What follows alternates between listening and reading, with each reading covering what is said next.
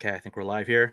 Welcome to what I think will be episode 36 of the Card Diary by Hobby S. Thompson. I'm your host, Denny Cards, the self proclaimed jack of all trades, master of none, maybe even the uncle or funkle of the hobby. And as I like to paraphrase Jay Z, you could be listening to any podcast in the world, but you're here with me. And thank you so much for doing so.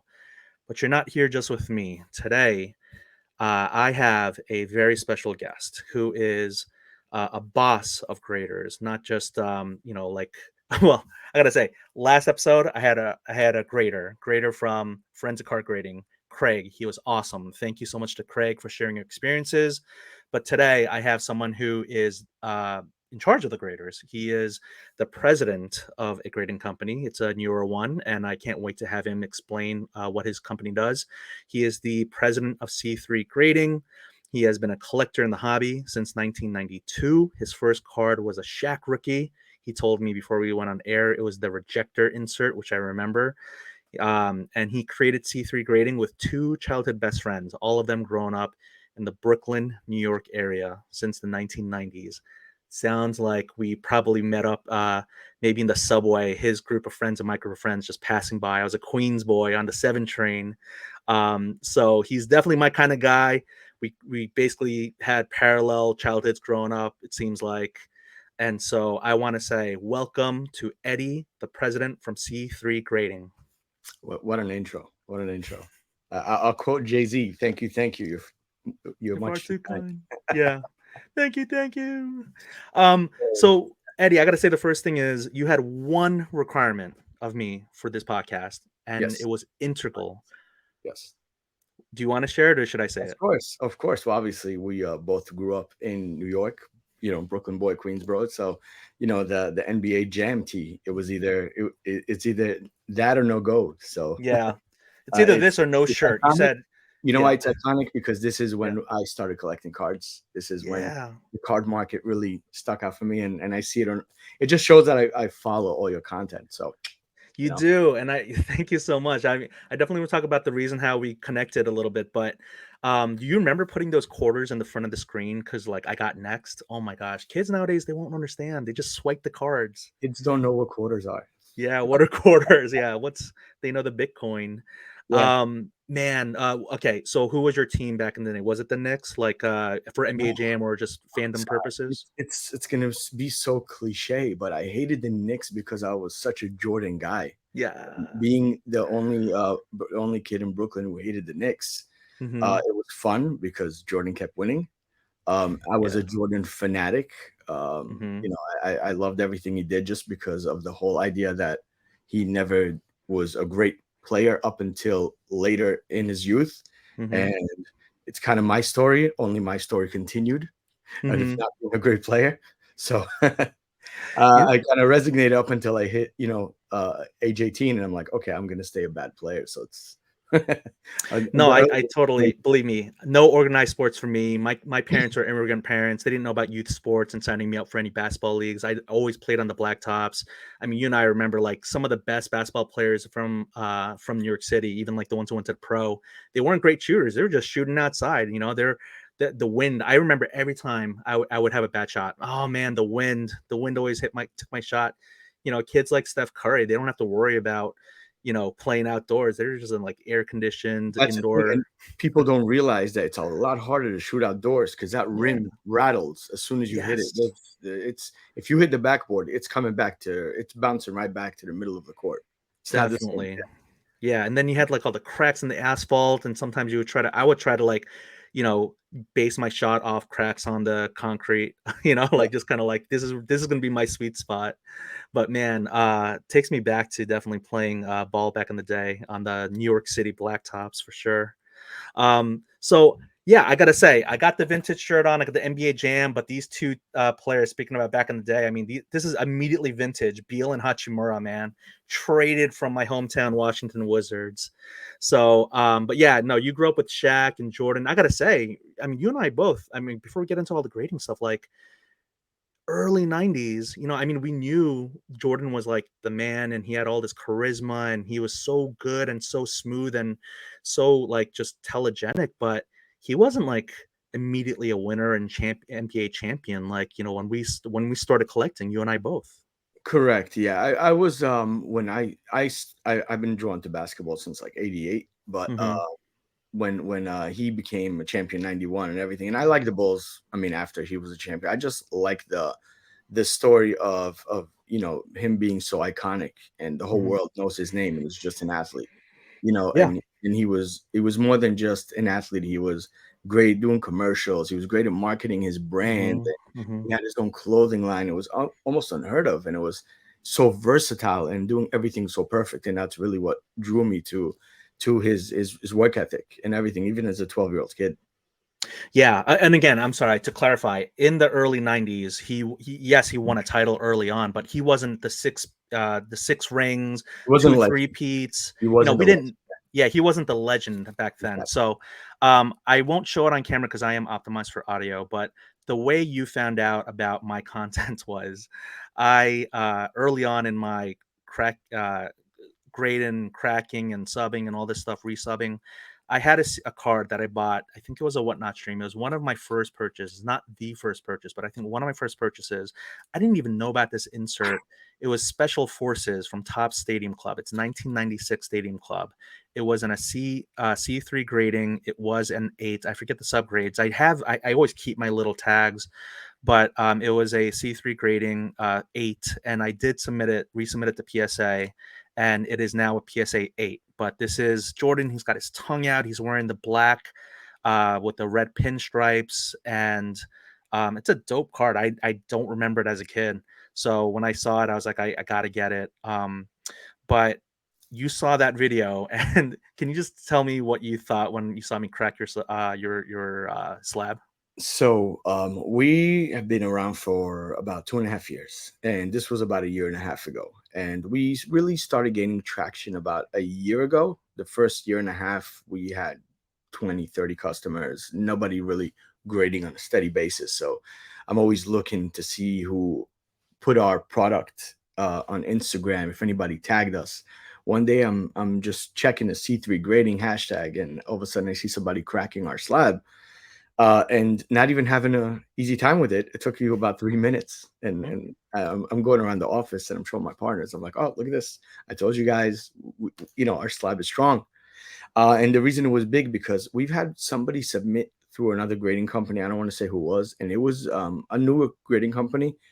And when he gave us the cards, they were sealed with hot glue, and I'm like, this is the reason why a new grading company is hard to pitch, because a lot of people just don't even do it right and they put it in the market, and it's a shame to see it, and it Mhm. makes our reputation so much harder to build. But when I saw that, our product is, in a way legitimate because somebody's having a hard time cracking it, I loved it. Then one Mhm. of my partners read the comments and it said, the evil something of C3 grading, the evil hands of C3 grading. We started cracking up. We're like, this is motivation for us, because Yeah. we're like, because and I have to tell you a story. When we first launched, I was very passionate about this, and my partners were Mhm. like, "This sounds like a great idea," but they're like, "It's people are gonna chew us up. People are gonna, Mhm. it's like starting a new Coca-Cola brand. There's Coca-Cola, there's Pepsi, but I've really received 99% nothing but amazing feedback, and I was expecting 50-50. And anybody who sees our slab just says, wow, this is a great product. And most, like, I didn't expect such a positive. Obviously there's always going to be negative people, but Mhm. it's been 99% nothing but positive. And thank you to everyone who positive and negative feedback. We accept it all. But we've been overwhelmed with nothing but positive reviews, and we love it. Yeah, awesome. So this wasn't planned for me to ask, but I did want to say I recently saw on your social media feed, and again, I'm sure it was a comment. I don't think I said evil hands, but I'm glad that you brought that up because there are some people who are going to just whatever is new, whatever is different, they just want to kind of immediately attack it. But I saw a recent reel where Jeff Wilson was actually giving an instant reaction about how your slabs felt and looked and all that. Can you kind of talk about that a little bit more? So we saw him in Hobby Slam. First of all, before we did the video, I asked him a few questions. The guy is amazing. There's a reason why he's, one of I guess you could say he's one of the leaders of the hobby right now, because he's putting out the most content. And it's just great to see he's so open minded. He looked at it and he said, "Oh, you guys are going into grading industry. It's a big industry." I'm like, listen, we're going up against giants. It's not, you're not just opening something where you could put in the local store. You're going up and you were trying to build a brand against brands that have been around 20, 30 years. It's not easy. But again, at the same time, we're not in it for, to make a quick buck and be out. We're in it for long term. Every dollar that comes into the company is reinvested. We're redesigning the slabs and everything. And I showed him everything we were planning on doing.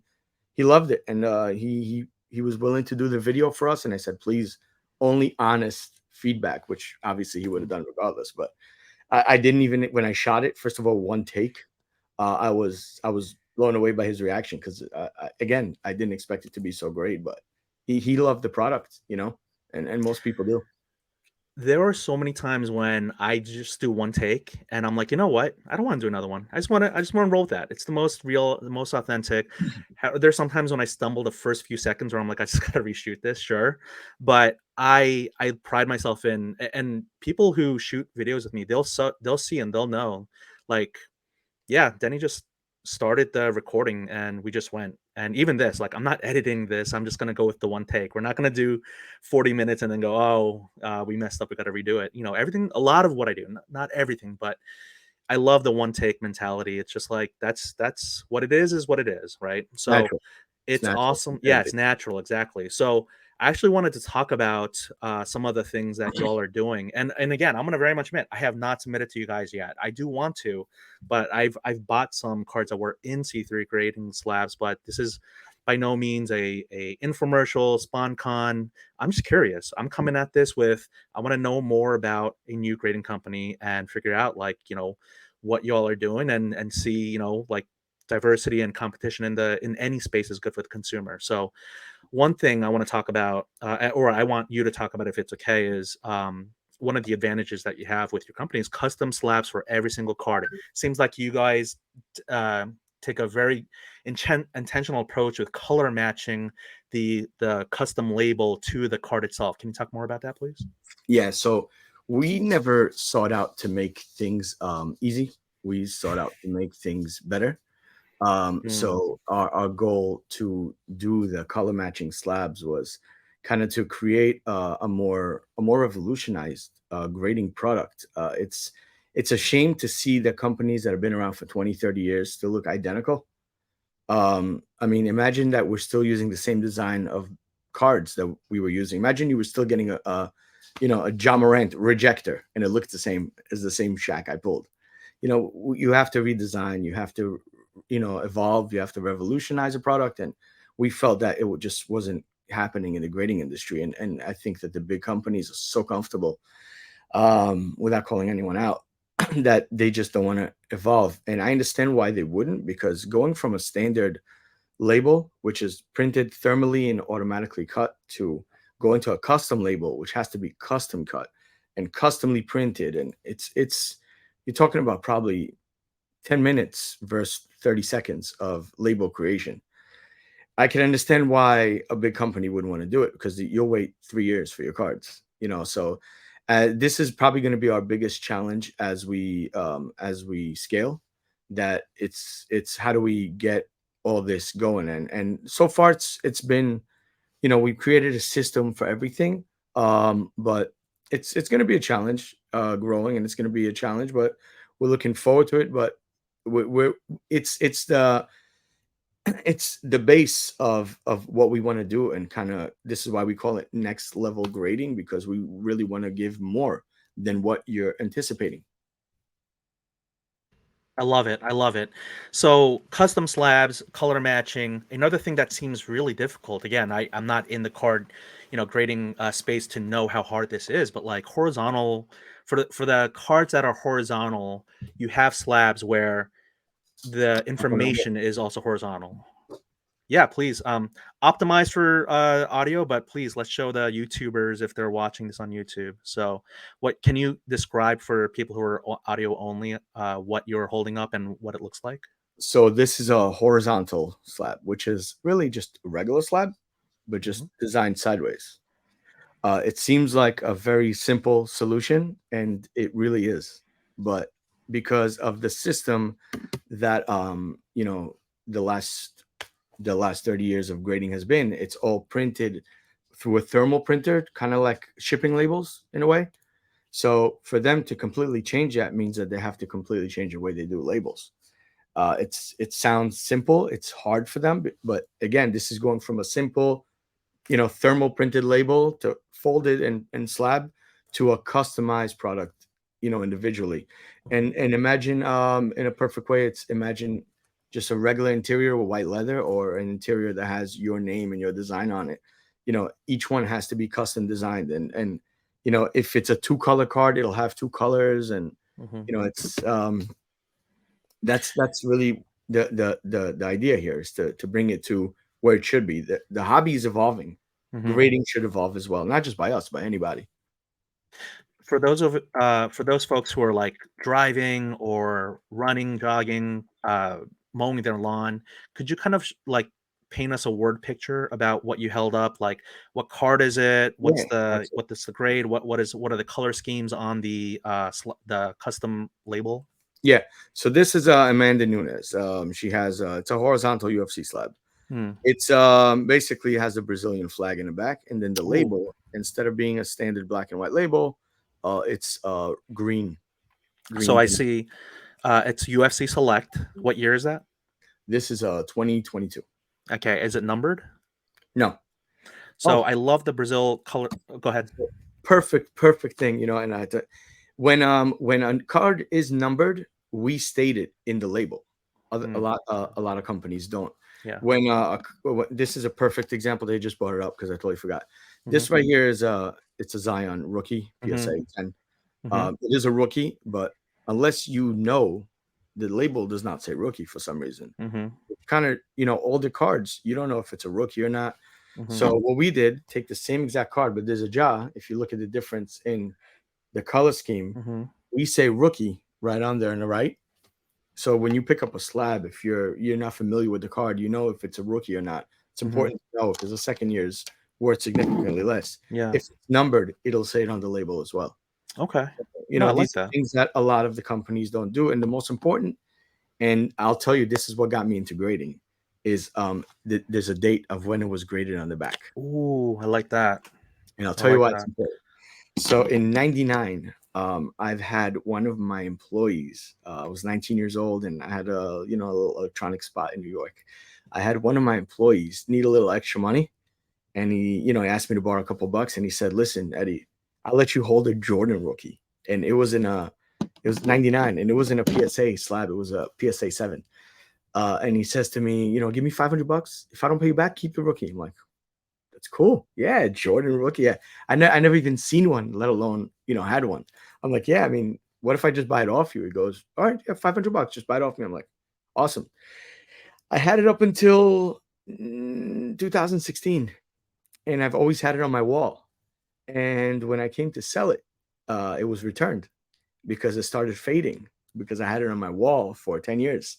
And from the light and LED lights and a little light from the window, it wasn't a 7 anymore. And I had to sell it as is, faded. I only got $800 for it after 20 years. It was a 7. I got scared to regrade it, and because I knew you could see the red was not the same red anymore. I didn't even know how to regrade, and I didn't want to wait a year. So I just sold it as is. But that's what got me like, listen, I wish it was a better solution to wait so long. What if you need Hmm. money? You want to turn things over. You want to buy. You want to sell. To wait 3-4 months on cards is very tough. Right. And then if it's a freshly graded card, or if it was graded 3-4 years ago, you need to know that, because that helps a lot. I really like what you said about the hobbies evolving, grading should too. What I really liked about C3 when I saw the slab is you have a fifth subgrade called fading, which goes into your story. So I imagine that That's where was it came one of from. your next reasons for having grading as a fifth subgrade. Like Exactly. like that's really cool. I mean, that's more information. I like that you guys think about fading as a thing that affects the grade of the card. So I guess I don't even really have a follow-up question because you already Well, explained why. I'll elaborate on it. It's Yeah. fading and discoloring as well. Sometimes a card could look beautiful, and we have so many people submitting cards to us that they're yellow in the edges. And we Mm, want to actually make a video of how to submit and let them know what to look out for, because we have a lot of people who submit 150 cards and 60 of them are yellow in the edges, and the card is immaculate, perfect. mhm. But then you look at the edge and it's a little yellow. So it's people are like, hey, why didn't I get a 10 on this? The corners are perfect. And centering, you'd be surprised how many people don't look at the centering on the back, Mhm. Mhm. and then all of a sudden they'll get an 8 or a 7, and the back centering is almost completely thrown off. So I see. it's important, it's important to learn these things for people who want to submit grading, and to not pay 20 $25 a card and then lose money on it, which kind of sucks. Right. So I definitely want to talk about the price point that you guys are at. But before I do, just staying on this subject about yellowing and edges and all that, I please let me know if this is off, but I'm thinking of yellowing with like the vintage and modern and like paper cards. But is it also endemic or occurring with newer cards as well? Like when you talk about yellowing in the edges, can you talk more about what kind of cards you're seeing with that? Mostly anything 10 or more years old. 10 or more years. Okay. When you leave them in very humid or hot places, or in your garage, and it's not in a cool safe area. One of the people we have that grades with us pretty often has one turned his garage into a small room and actually Mm, put an independent air conditioning in there, just mm. so his cards will not, because not everything is graded by him. He has some stuff that he hasn't graded yet, but just to keep the temperature down, which is obviously important to maintain. I mean, it's cardboard. At the end of the day, it's paper, and paper will yellow out with heat, with UV. So it's important to know that before submitting, after submitting, while maintaining even raw cards.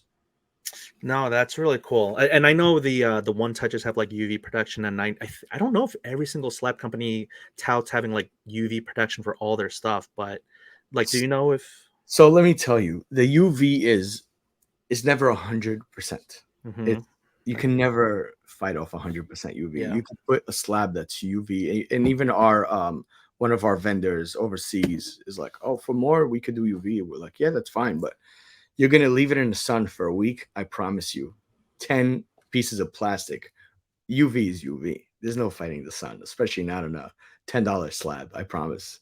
So it's important for people to always know that a company could claim UV, and it might be slight UV, but Hmm. keep it, if you have a window and the sun is touching it, move the cards away. Over a year or two, you will see a difference in the cards, especially if they're autos and stuff. That ink could fade. So keep that in mind. It's important.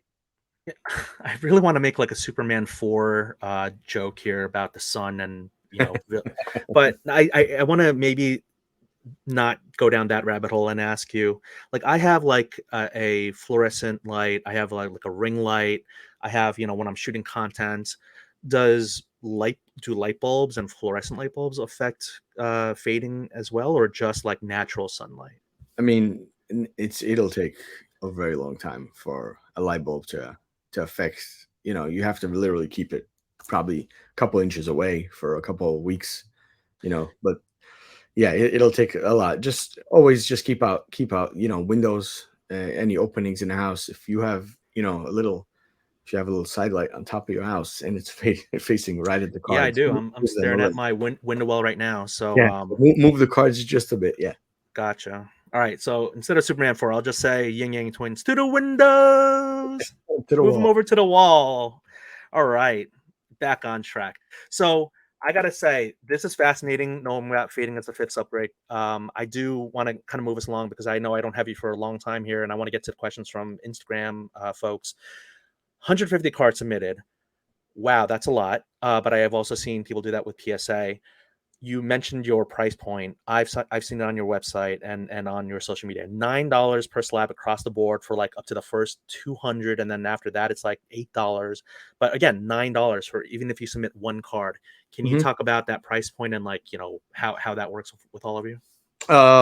It costs us, and I don't mind saying it, it costs us with the custom labels and labor and everything about $3, $4 a card. Um, to do. So for us to charge anything more than $9, I think it would be just rude. It's price gouging. I don't know if a lot of people in the hobby know, but before 2019, grading did not cost more than $10 unless it was a very valuable card. And for something to just go up in price three times in the last 2, 3 years, it's I don't want to talk bad about the hobby, but people are saying, oh, what if it has to cost more? What if I give them a $20,000 card or $5,000 card? Well, I mean, that's fine. I understand if you give a more expensive, this is where shipping comes along. Because that's really where obviously the issue would be. And trusting that the company obviously handles it correctly. But what if it's just a card that's worth $400? Why Hmm. would you pay $30, $25? What if the card is worth $100? What if you're buying a set? And this is what bothers me as a collector.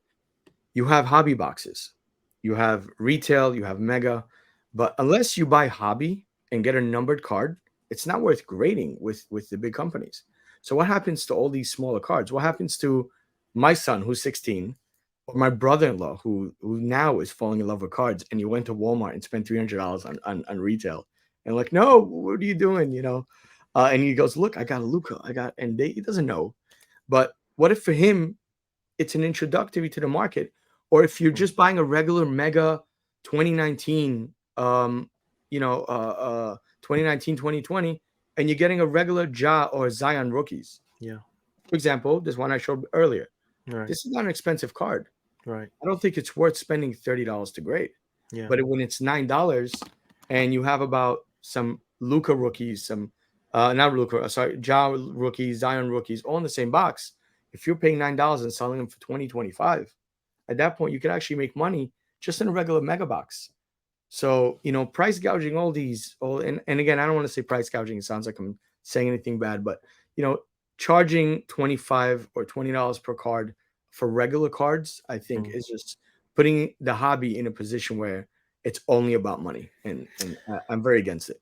Yeah, it should be about fun. I mean, that's what my content is really about. It's not about investing, flipping. I don't give tips on cards. I'm a collector. I want to learn more about all these different aspects of the hobby. So when it comes to, I mean, I don't even know if I should ask this question because it's kind of projecting, but like, these other companies that charge more for more expensive declared value cards, like that's but you even mentioned just now, like, maybe more expensive cards may cost more to grade, but like, why is that a thing? Like, why do we have, tiers of pricing Wow. and grading? So at a last show that we went to, it was a Bay Area card show last month, which we sponsor and we attend every month. Yeah, Somebody submitted a Mickey Mantle rookie. nice. And it's in our threads, and we celebrated like we celebrated like we won the lotto. I'm like, oh, I'm so Yeah, excited. And yeah. then we realized that it's not a standard size. Right? And you're Ooh. like, oh, this is it was heartbreaking. Hmm. But we still graded it for the guy, and we put it in a custom slab for him. Hmm. One of those thick acrylic slabs that are just flat. That's like Okay. an inch and a half thick, and we Okay. still put the label on top, and we charged only $9. Um, it didn't cost us more to do it. It's So, but when you say you still graded it, you mean you gave it a numerical number, or you just yeah. marked it I all? mean, we looked at it and we gave it a 2, and I could get you the report number so you could actually see it online. But we gave it a 2. It was pretty beat up, but even a Mhm. Mantle 52 rookie as a 2 has a very significant value. Yeah. And again, it didn't cost us more than just making sure that we're careful with the card, but we should be Yeah. careful with any card, not just 52 That Mantle. no, FCG also said that they got a 52 mantle, which is awesome, and it's so great that you guys are still so new that when you get something like that, it's a big deal in the company. I think that's really awesome. So this is where maybe my naivete or my ingenue is showing. When you say not a standard size, we're not talking about like a trimmed card, or are we? Like, can you Mm-mm. explain? It was the 52 series is slightly bigger. It's about a So, oh, inch that's what you wider, mean. inch wider and taller. So Quarter inch wider and taller. Okay. yeah, it So sucks. so it wasn't the standard card. What is Correct. it? 2.5 by 3.5 right now that we have. Yeah, So it's a little bit. so we have a stencil that we check for trimming any Mhm, card that's not perfect to the stencil. And the way the mhm, stencil works, it's just a little piece of wood that we put mhm. over every card. Okay. And if there's extra spacing on the left or on the right, Mhm. it means it's been trimmed. So we don't we had somebody make it for us in the CNC machine. Nice. Um, and we we won't grade it. Now, not only that, touching base on that, if somebody submits, and we had somebody submit some star 85 that were Ooh, worn out controversial. in the front, worn out Yep. in the back, but the corners were perfectly white. Mm. So we're like, listen, we're sorry, but and then they submitted to another company that did grade them. Oof. I don't want to say who. That's a Um, very controversial card, I feel like. Yeah, The yeah. rookie, yeah. And you could tell by, and I took some pictures, and I don't mind sending you the pictures, Mhm. to I just so you see it.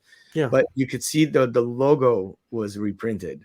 But Oh, God. they sent me a picture saying, "Hey, you guys should get better graders because the other company graded it for us." And I was like, "Good luck." Maybe it's the other way around. Yeah, Um, good luck. So it's what is a CNC machine? it's a custom cut machine. Like show your slabs, that's what they use to cut it. It's a machine Okay, that just it's how they make gotcha. any machine, like any custom tables, custom fabrication, Oh, stuff okay. like that. Gotcha. So but that's not a thing that you No, it guys has use. nothing to do. Yeah, we Okay. just asked a company that to make us one for that exact size. Yeah, So I see. anytime we have a card on the thing, we put it over it and we Okay. just check if the card dances. Nice. And if And it then you does, mentioned that you could show the information about the mantle. So you guys have like pop reports. I think I saw that on your website. You have pop reports. Like I saw when you showed the back of your slab, there was a QR code. So that Mhm, maybe pops up your pop report. correct. So when you scan the back of a card, it takes you to like a report on your actual website, Hmm. on our website, and it tells you right there how the card got its grade, which is important. I can't believe people still don't have that with every company. But how it graded, what was the issue when it was graded, which agent graded it, and which agent designed it. So if you get a card that was graded perfectly, or or designed in a certain way that you like better than our previous graders, you look at who designed it, and then you could request that that designer will do all your submissions moving forward. So is an agent a grader? No, an agent's a designer. Designer. Which So we okay. have our process is two graders Two and a graders. designer who prints the labels, and then somebody that slabs it. Oh. So we have a soft grader who checks it, gives it a soft grade, a hard grader who double checks it, says, all right, it's verified. A designer, actually, one of our designers will look at it, match it, print the actual labels front and Hmm. back. Um, and then the team slabs it, and any 10, by the way, gets a third grader to look at it. Oh, okay. Any 10. I'm gonna just write this for my notes. Any Yeah, no, 10 it's gets a third important because grader. having a multi-process grading is, I think, something that a lot of these bigger companies don't do anymore. Right. Um, Yeah. I, I don't want to speculate, but judging by recent complaints of quality and grading Mhm. results, it seems that way. And I think they've just grown too big for their own good. Right. Well, okay, so here's the thing that I wanna say a little bit. Hopefully I won't go too long, but I liken these grading companies, in which you guys are included, but I wanna know what your how you would say you're calibrated. It's my opinion that PSA is, widely known as the biggest in the field, but they also give out a lot of tens, and a lot of collectors or flippers or investors, like they want tens. It's like in my opinion, I feel like PSA is like the cool teacher in school. Is like, yeah, you know what?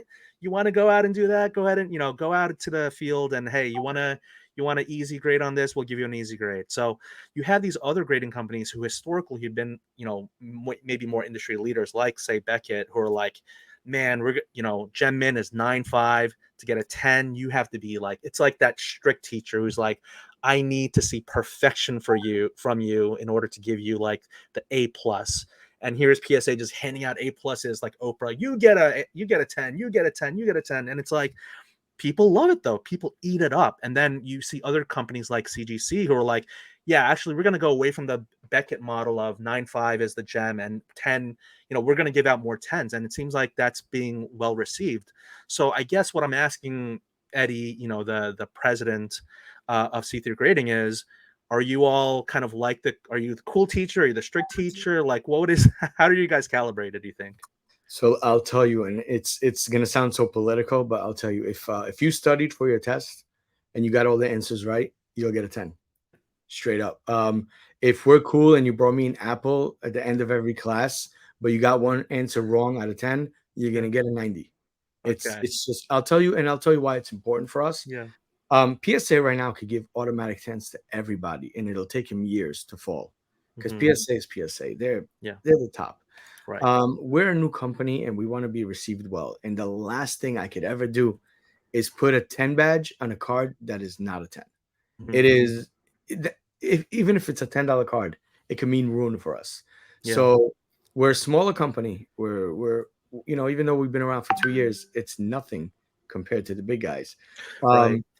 And for us to get the right grade is so crucial Mhm. because all these custom designs and all these things that we're doing that's extra that we say is next level Yeah. are worthless if the grade is not perfectly accurate. Yeah. No, that's such a good point because again, at some point, one of the things I like to say is we all start from zero. All of these grading companies, even though they've been around for decades, they started from humble small beginnings like you. And when I see, and again, this is not bashing PSA, it really isn't. Like I have no vested interest. I'm not an industry insider at all. Like I just know that I have seen and I have in my own collection old PSA slabs with serial numbers, certification numbers starting with 0, 1, or 2, back in the day, early PSA, and they are 10s, and yet they have, dimples or edge issues or surface issues or corner issues where I'm like, I bought it online thinking this is a PSA 10, but it's just my strong opinion based upon my own eyeballs, not other people telling me what to think or what to do. But when I see these old PSA slabs with these old cert numbers, that my eye tells me that they were not grading consistently or very well in the early stages of their company. It's very accurate, but you have to also keep in mind when you're grading 1 million cards a month, you're Mhm. going to have a couple thousand that are not graded perfectly, and it's okay. Yeah. You can never, I mean, it's all this AI and human grading and all this stuff. It's a service that just says what condition your card is. Right. And you're gonna always have one here, one there. So we do, a few thousand a month. And if we have 1 or 2, it's fine. But if we did 1 million, that 1 or 2 is gonna turn to 1,000, 2,000. You're Totally. gonna I get get that. that one and it's gonna spread around, I mean, it's nice of you to like do a soft defense of of another grading company, but again, I'm a collector. I am a you're a collector. collector and you're I'm also real. I'm real, 100%. exactly. But I will And say, a lot of people always say, "Oh, C2 grading, I mean, you'll never be PSA." I'm like, we don't want to be PSA. We yeah, just want to exist in a marketplace. That's all. We want PSA to be. There should never be just one company that does mhm, grading. With any industry, imagine there was only one automobile, or yeah, imagine just like I would say iPhone, but it's iPhone.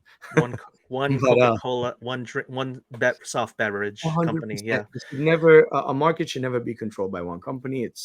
It only leads to no evolution and Mhm. no pricing.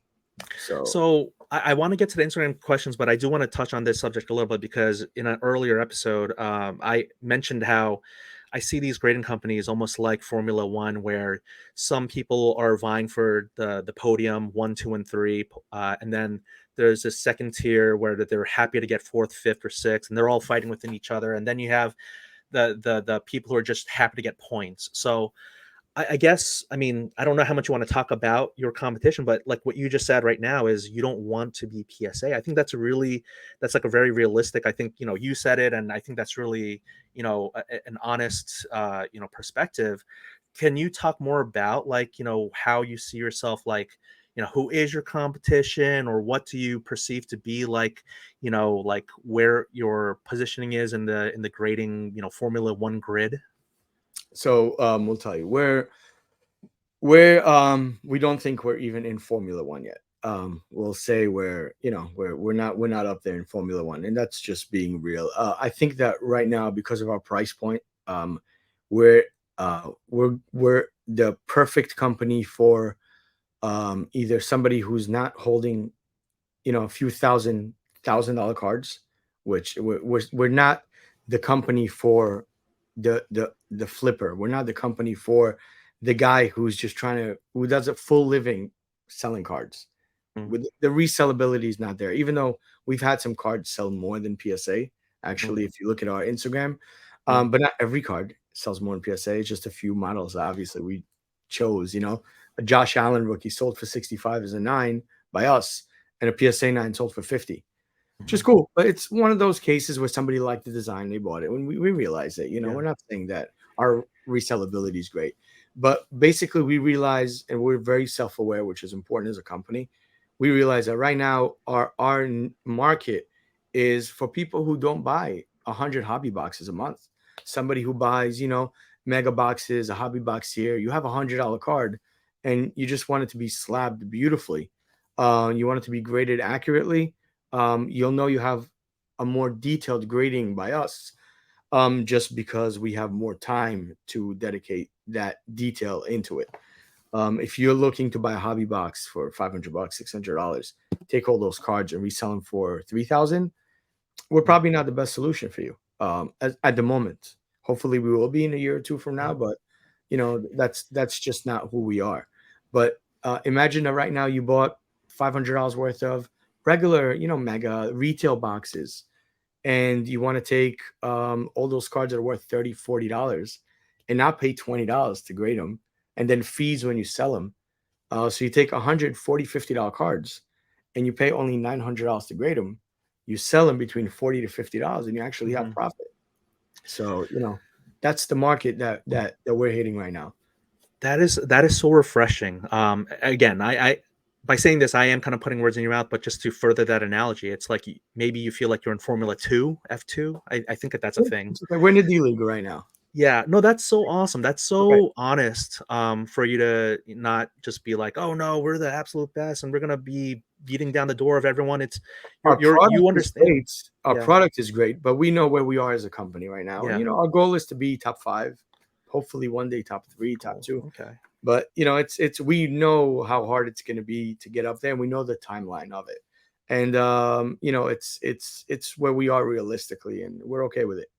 But I love it, Eddie. You're awesome. We're almost at the 45-minute mark, and I know you got to go soon. But I have like I'm these in no rush. 6 more awesome questions at questions. once. Yeah, it's like the time just flies by. By the way, I forgot to mention my intro. I am wearing shout out to Bleecker Trading. Got this hat for That's a free from at skybox. National. That's a skybox, isn't it? Skybox, exactly, but not a official sponsor and like that. But when they gave it to me for free, I'm like, I'm gonna wear it, and I knew we had a connection because like I didn't know about the Brooklyn, New York, but like I was like, I think this is gonna be the perfect hat for this talk. So I love that we're having this discussion. I got my NBA Jam shirt on. I got my Bleecker Trading in the style of a Skybox font and all that.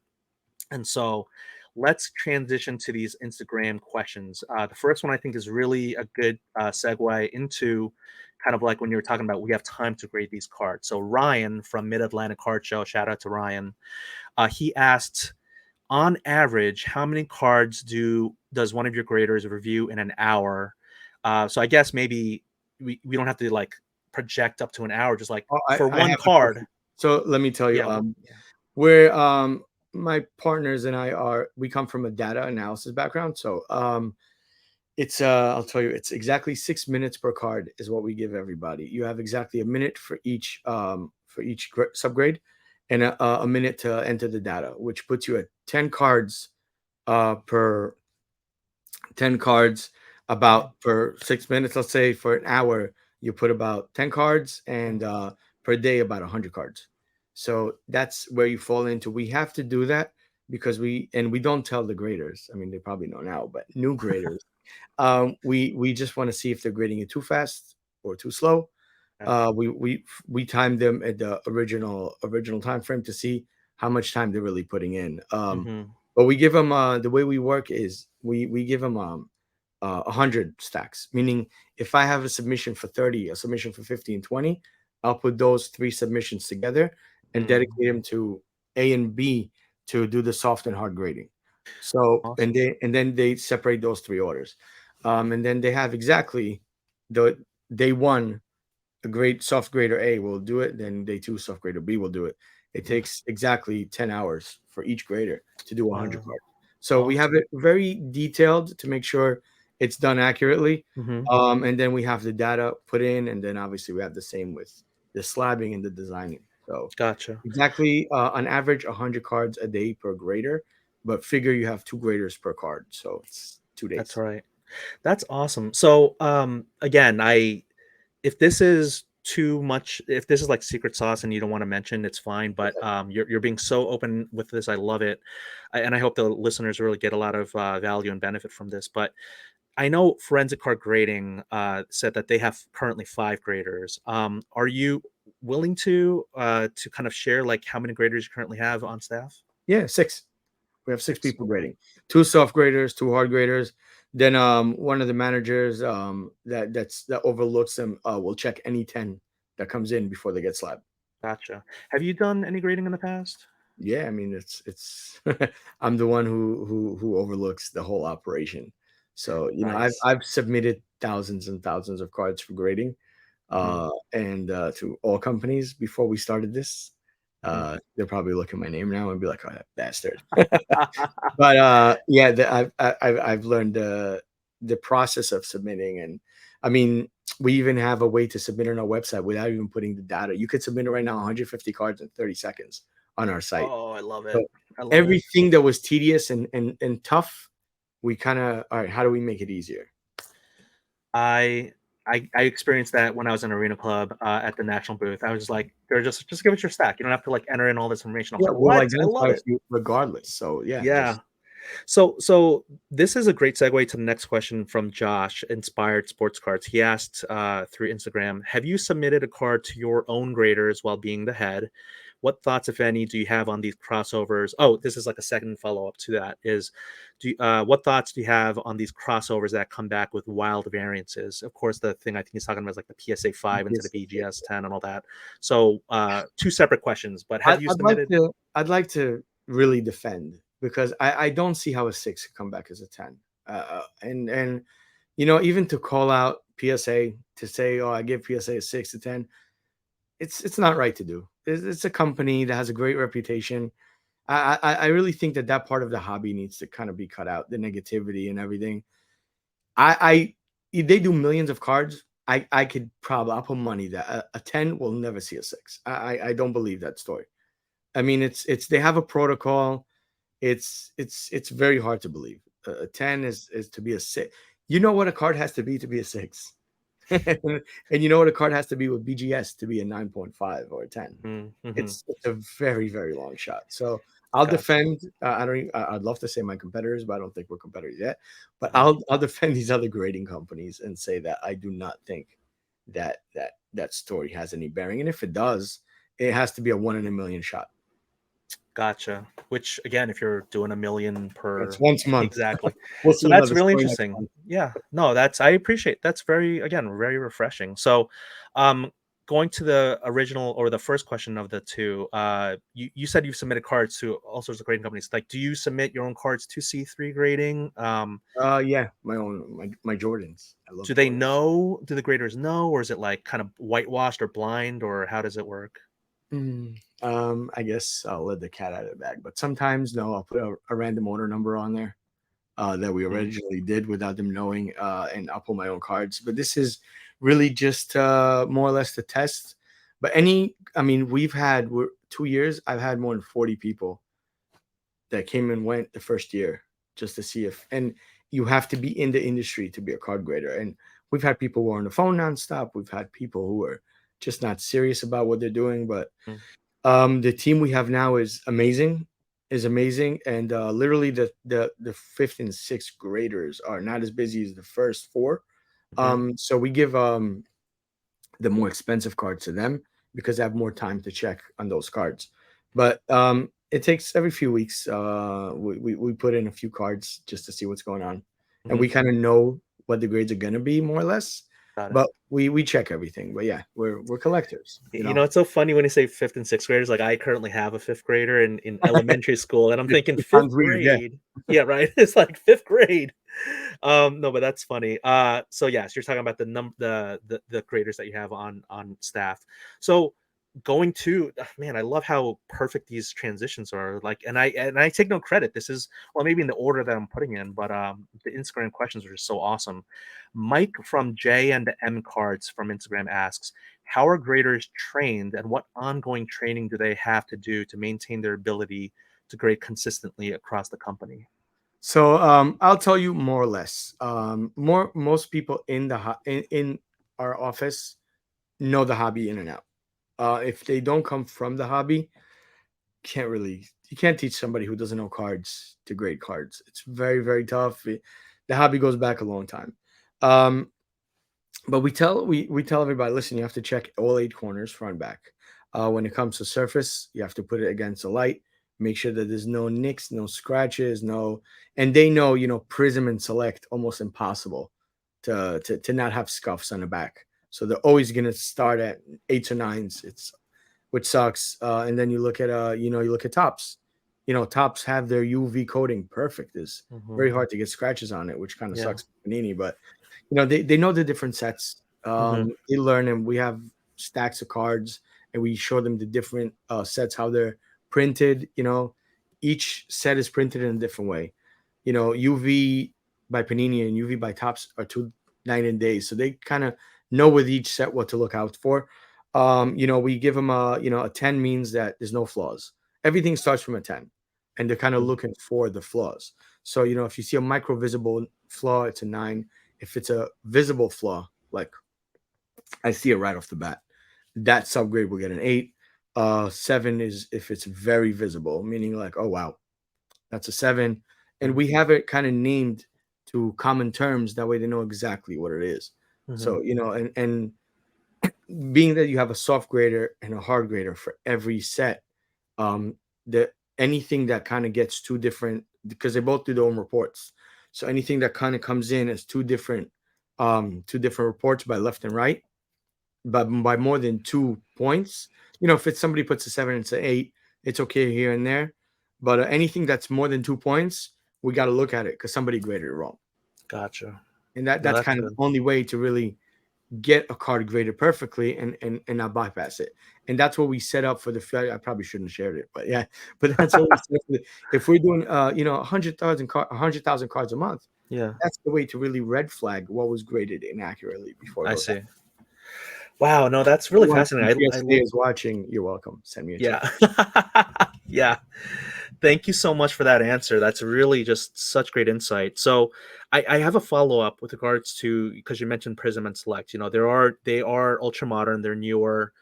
My wonderment or what I wonder, I don't even know what I'm saying anymore, is back in the 90s with Topps Finest and the cards that I grew up with, and they were shiny, there were refractors, now there are hollows and silvers and all that. But there was no way, I think, uh, a kid in the 90s would have thought that a card 20 years later would have started greening or hulking, these terms, when the color starts turning a little bit more of a green tint.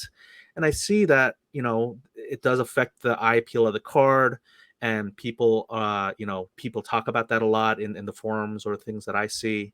And I wonder if Prism and Select are going to start greening or hulking 20 years down the road from now when they're being produced. So I think we won't know until they stand the test of time and UV protection and lights and all that.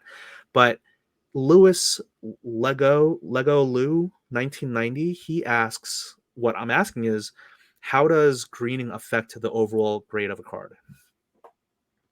How does Greening, hulking, like when I wish I had a good, well, even if I had an example, like it in the would be. war? Yeah, like when you see the face of a player, and it almost like it's. I'll use a great example of Shaq because again, you've collected Shaq, I collect Shaq.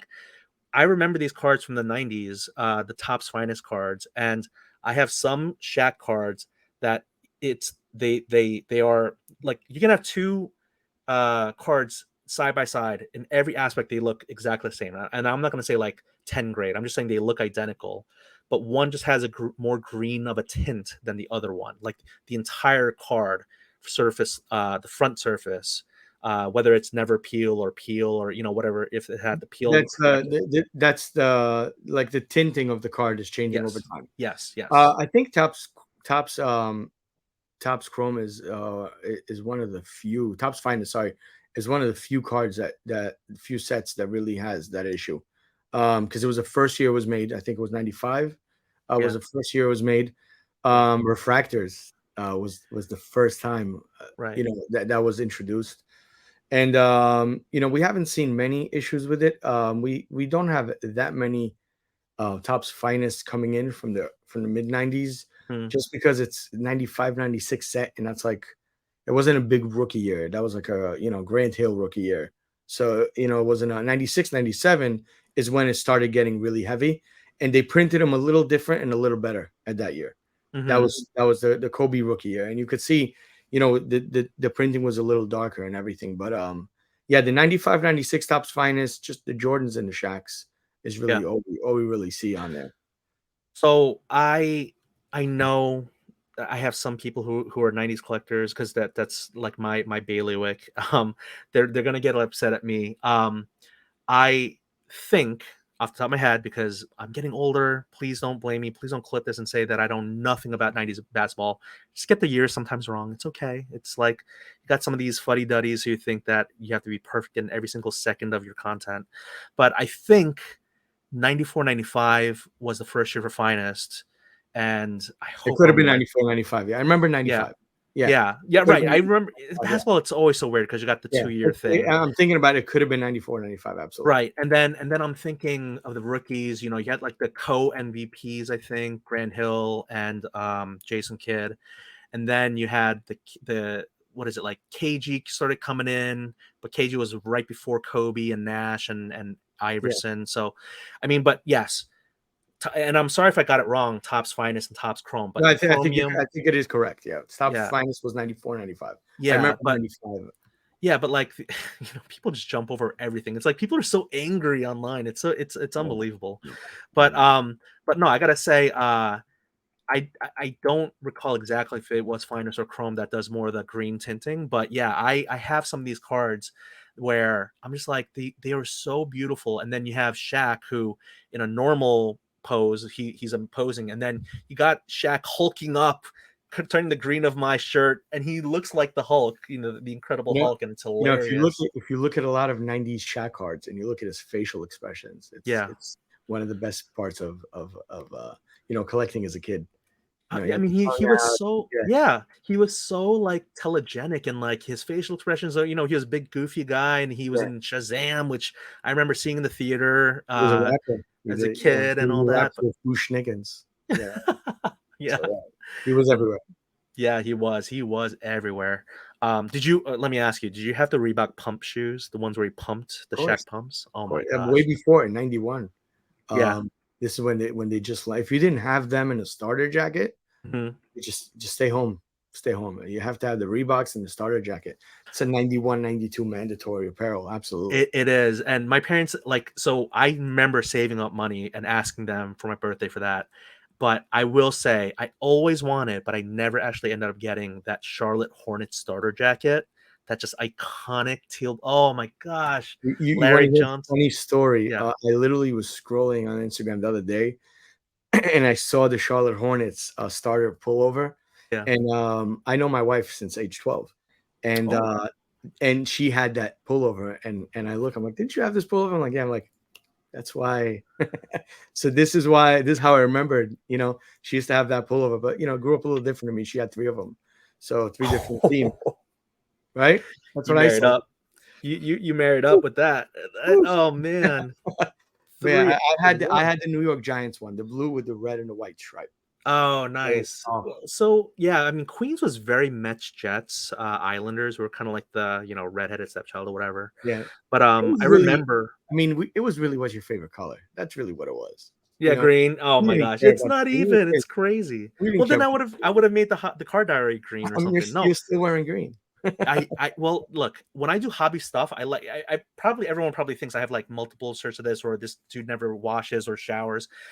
When I do hobby stuff, I do like wearing this. I would not have worn this if you hadn't asked. I definitely washed this separately so I could bring it wear it today. But yeah, I like doing hobby stuff and hobby apparel, and I don't have a lot of hobby apparel, but I want to say this though. I've never shared this with anyone before. Like I don't even think my wife knows this, but I remember Tropicana had this promotion as a kid, the orange juice cartons, where they had this NFL program where if you could align up two different things you cut out from the inside of the carton, and you could line up like a team logo, you mail it in and you get a jacket, like the starter jacket. So I So have a youth. I don't even think I still have it anymore, but it was a youth sized New York Jets jacket, starter jacket that I got for free. And I remember my mom when I sent it out and I got it back in the mail. It must have been like 11 or something, and she was like, "What? Like, did you spend money? My money? Like, what is this?" And I'm like, "No, I got it for free." And it's like I can't believe it actually came. And I remember that day, like I can't believe it's like winning one of those Monopoly McDonald's things. Like no one's winning yeah.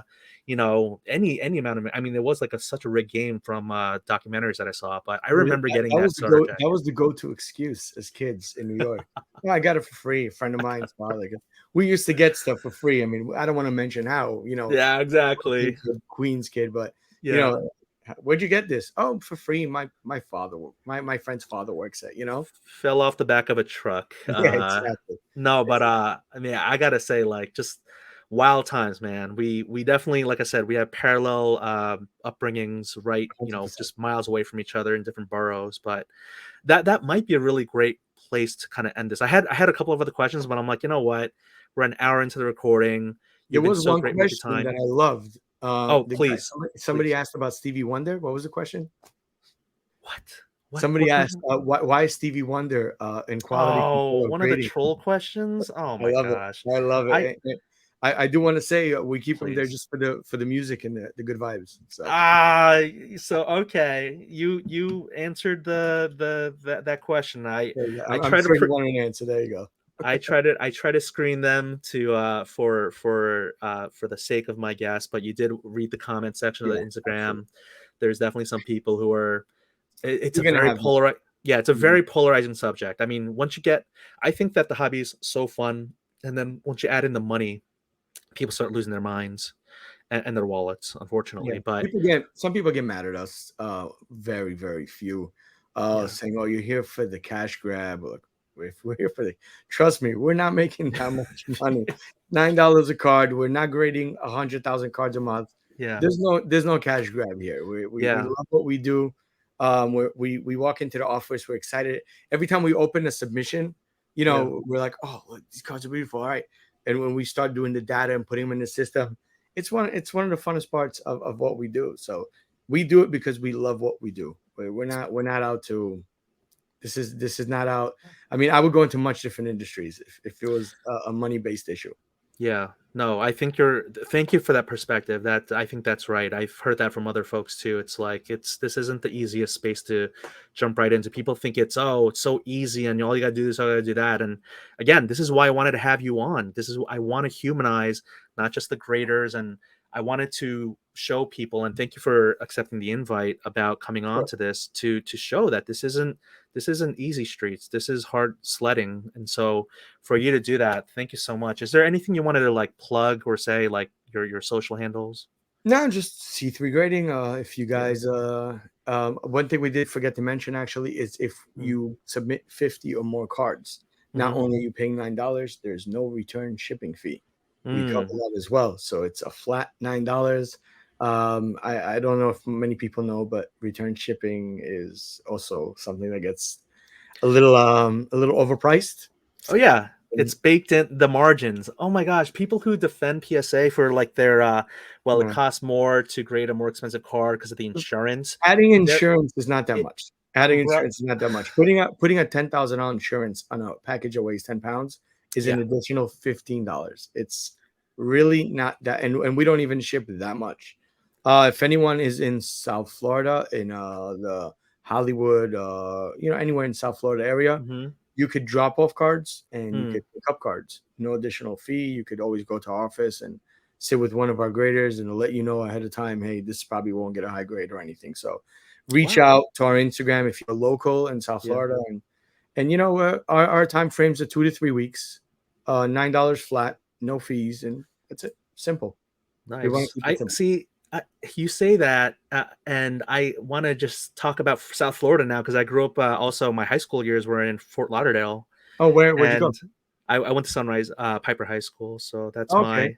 So I know everyone didn't. Everyone hated Pinecrest because they're like a private school and just beating everyone in football. Dillard, I think Dillard had Eddie Jones from back in the day. Hmm. I don't know when you moved down to Florida, but I was there in the late '90s. That's when yeah, like the Knicks and the Heat were playing, and I'm here I am, a New York transplant, watching a Knicks Heat playoff battle where Jeff Van Gundy's just hanging on the leg of Alonzo Mourning, and people are like, you New Oh, Yorkers, you all suck, oof. and I'm like, I don't like the Knicks. Like, Still today, the best game ever. But yeah, but Hollywood, South Florida, that's where you guys are based. I wish nothing but the best for y'all. thank you. Again, Thank you. I look forward to my first submission, maybe make some content around that, but I'm not doing this for any freebies or SpawnCon. I'm just here to shine a light on y'all, and it seems like y'all are doing things the right way.